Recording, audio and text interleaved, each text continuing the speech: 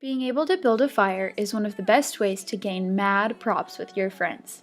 After watching this video, you'll know how to safely and properly start and break down a fire.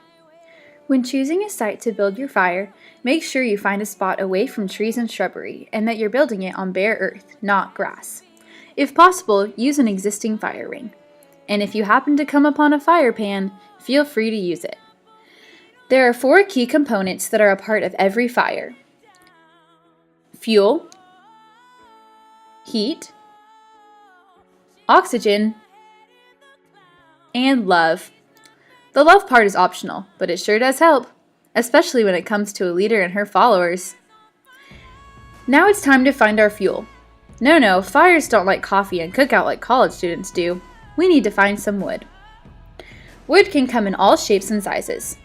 When building a fire, we categorize it into 3 groups: tinder, which is light and dry and you want to be as thin as your hair; kindling, which is around the size of a straw or your pinky finger; and logs, which should be no longer than your forearm and no thicker than your wrist.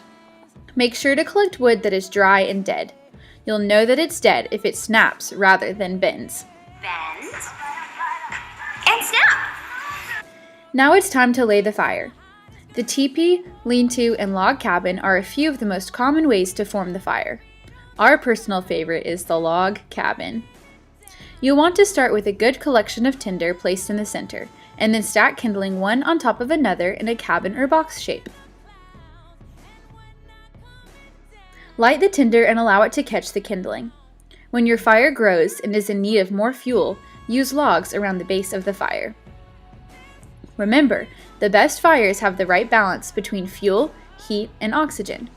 Too much fuel in the fire could die due to lack of heat and oxygen. Too much oxygen will overwhelm the flame until it's gone.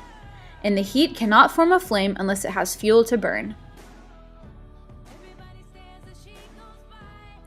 When you're done enjoying your fire, don't just leave it.